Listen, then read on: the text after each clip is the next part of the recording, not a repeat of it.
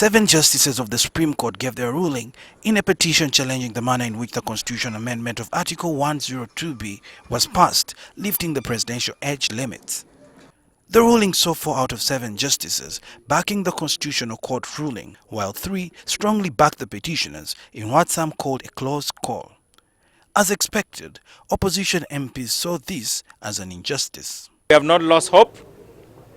The final court is the court of the people. So from now on, it is people power. I don't know whether personally I'll ever bring a matter before Katureve, Yutam Tumwesigi and the company. I don't think I'll ever, as a person. This is there to symbolically run that they are not different from Pontius Pilate, who convicted an innocent man, Jesus. Reflecting on the Supreme Court decision, we spoke to Dr. Kakungulu Mayambala, a law donor at Makerere University, who reveals that the decision was unsurprising.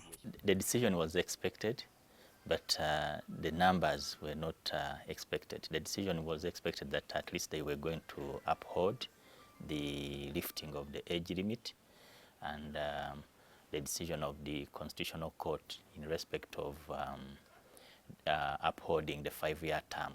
But the number of justices who dismissed the petition, or those who decided just as Justice Kakuru had decided,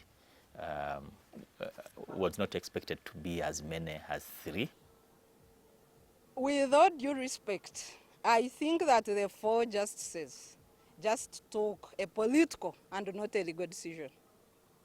Sarah Birete of the Center for Constitutional Governance concurs with Dr. Mayambala that the decision lifts all constitutional safeguards that would deter a live presidency.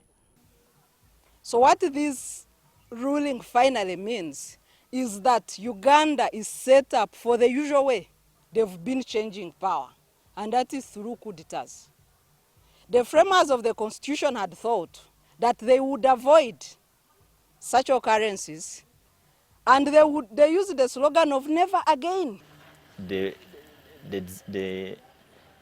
situation for a life presidency is really very real, because you don't have age limit, because then you could say, well, this person is there, no term limits, but when they come to 75, they will go.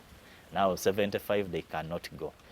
Then even if they are 75, you could say, well, they can only do 2 term limits, but now even the term limits are not there. Dr. Mayambala, on the other hand, reveals that the aspect of judicial activism and restraint is one that was heavily discussed and finally showed. The political players, especially in the ruling party, were playing as if they knew that the petition was going to be dismissed.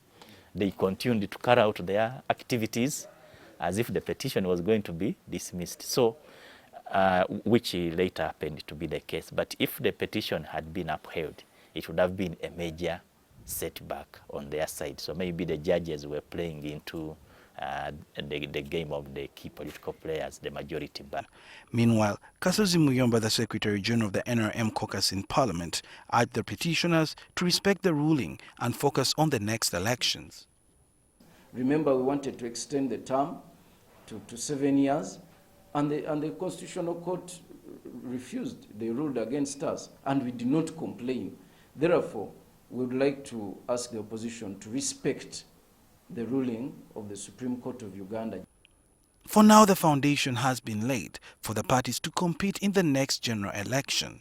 President Yoweri Museveni has already been endorsed as the sole candidate of the NRM party. SUHAIL MUGABI, NTV.